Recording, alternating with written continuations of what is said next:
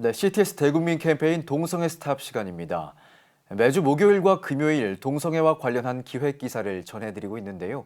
오늘은 동성애 조항에 포함되어 있는 차별금지 법안에 대해 이야기해 보겠습니다. 스튜디오에 국제 변호사이자 동성애대책위원회 법률자문위원으로 활동 중이신 이태희 변호사 나와 계십니다. 네, 안녕하십니까? 네, 안녕하세요. 오랜만에 뵙겠습니다. 네.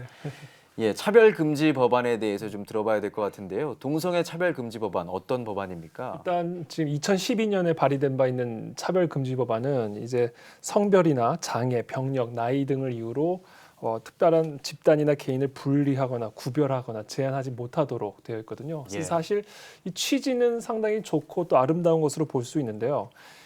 이게 왜 문제가 되고 있냐면 차별 금지 사유에 이제 성적 지향이나 성별 정체성을 가지고 차별하면 안 된다 이렇게 되어 있고 차별을 어떻게 정의를 하고 있냐면 개인이나 집단에 대해서 어떤 정신적 고통을 주거나 모욕감을 주거나 두려움을 야기시키는 일체 행위, 되게 주관적이고 포괄적인 의미거든요. 그러니까 이것을 조금 이해하기 쉽게 설명을 드리면 예를 들면 동성애는 죄다라고 이야기를 했을 경우에 그것을 들은 동성애자는 그 마음 가운데 모욕감과 수치심과 두려움이 야기된다고 주장을 할 수가 있겠죠. 예. 그러게 될 경우에 저의 이런 어떤 동성애는 죄라는 저의 사상적 자유가 결국 차별 행위로 간주가 되어서 민사상 손해배상은 물론이고 형사상의 책임도 물을 수 있는 그런 법안이기 때문에 문제의 소지가 있다 이렇게 생각이 듭니다. 네, 현재 많은 나라들이 차별금지법을 통과를 시키고 또 동성 간의 결혼이 합법화된 것으로 알고 있는데요. 네. 이것이 전 세계적인 트렌드인 것처럼 보이는데 어떻습니까? 맞습니다. 그러니까 특별히 이제 기독교적인 전통이 강한 유럽이나 이제 미국 같은 경우에 이 동성애를 사실 법으로 금지를 했었습니다. 근데 우리나라는 그런 적이 없었거든요. 예. 근데 그런 어떤 법으로 금지하거나 또 많은 경우 동성애자들에게 폭행을 가는 이런 좋지 않은 역사가 있어요. 그래서 그것에 대한 반작용으로 오히려 이 동성애를 더 허용하고 인정하는 그런 흐름이 지금 거세지고 있는 상황이거든요. 그래서 덴마크가 1989년에 세계 최초로 시민 결합을 인정을 했고 2001년에 네덜란드가 최초로 동성 결혼을 합법화를 했죠. 그래서 지금 전 세계적인 흐름이 사실 특별히 서구 유럽과 미국 지역을 중심으로 좀 거세지고 있는 상황은 맞습니다. 예. 특별히 최근에 6월 26일에 미국 대법원에서 이제 동성 결혼 합법화하면서 21번째로 전 세계에서 21번째로 동성 결혼 합법화 국가에 합류하게 됐죠. 그렇죠. 네. 현재 우리나라에서는 이 법안을 두고 말도 많고요. 또 시민단체들은 차별금지 법안에서 성적 지향이라는 문구를 삭제해야 된다라고 말하면서 서명 운동도 벌이고 있는 상황입니다. 차별금지법이 만약에라도 통과되게 됐을 때 어떤 영향이 올지 저희가 또 살펴봐야 될 것 같습니다. 네. 예. 이미 이 차별금지법안 안에 담겨진 내용이 이미 국가인권위원회 법에 이미 포함이 돼 있습니다. 물론 이것을 이 국가인권위원회법은 어떤 민사상 손해배상이나 형사적 책임을 묻는 그런 법은 아니지만 사실 이 법이 이미 통과가 돼 있는 상태죠. 그래서 이 국가인권위원회법의 성적 지향을 가지고 옳고 그름을 따지거나 이것이 선악의 문제인 것처럼 이야기하는 것을 이미 차별 행위로 간주해놨기 때문에 예. 그 결과 동성애를 옳지 않다고 생각하는 사람은 무조건 차별을 하는 그런 반인권적인 사람으로 간주가 되기 시작한 것이죠. 그래서 결국 이와 같은 국가인권위원회법이나 또는 차별금지법안이 통과가 되면 이미 이 동성애에 대해서 비판하는 행위를 사상적 자유와 어떤 종교적 신념의 큰 역차별적인 결과를 초래할 수밖에 없게 된다는 것이 심각한 문제입니다.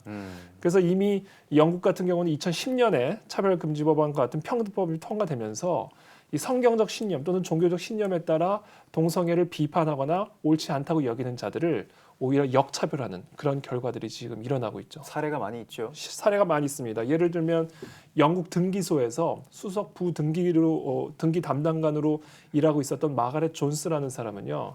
혼인 신고를 이제 승인을 해주는 사람입니다. 근데 그 고용주가 당신은 동성 결혼에 대해서 어떻게 생각하는가? 그랬더니 자신은 기독교 신념에 따라 동성 결혼을 인정할 수 없습니다라고 이야기를 했더니 파면을 시켜버린 거예요. 그 말 한마디에. 그 말 한마디에. 예. 그러니까 결국 동성 결혼이 합법화되면 이 성경에서 가르치는 결혼관을 믿고 따르는 것이 사실상 차별 행위로 간주가 되기 때문에 네. 이게 결국 종교적 신념과 하나님이 우리에게 허락하신 이런 창조 질서에 큰 어려움이 있을 수밖에 없겠죠. 네, 참 심각한 상황인데요. 네. 자신의 신앙 때문에 오히려 역차별을 지금 당하고 있는 상황인데 네. 우리나라도 지금 다른 나라와 같이 동성 결혼을 합법화하게 된다면 어떤 문제들이 발생할까요? 똑같은 문제가 일어나는 겁니다. 그러니까 지금 동성 결혼이 합법화된 대한민국의 미래를 보려면 동성 결혼이 합법화된 서구 유럽과 미국의 현실을 보면 되는 거죠. 어떤 현실들이 일어나고 있냐면 이 결혼의 정의에는 일남일녀의 정신적 육체적 결합이 지금 대법원의 정의입니다. 결혼에 대한 정의. 여기에는 일단 성별의 조건이 있죠. 남자와 여자 간의 결합이 결혼인 거예요. 근데 이 결혼의 정의에는 성별의 구분만 있을 뿐만 아니라 숫자적인 구분이 있습니다. 일남일녀라는 1대1이라는 수적인 구분도 있는 거예요. 그럼 지금 동성결혼 합법화를 통해 결혼을 재정의함으로 이 성별의 구분을 제거한 거거든요. 이 결혼의 정의에서. 그러면 숫자적인 구분은 왜 남아 있어야 되는 거예요? 남아 있어야 되는 논리적 근거나 명분도 약해질 수밖에 없겠죠. 그래서 미국 그 연방 대법원장인 존 로버츠 대법원장이 이 미국 동성결혼 합법화에 대해서 반대 의견을 내면서 예.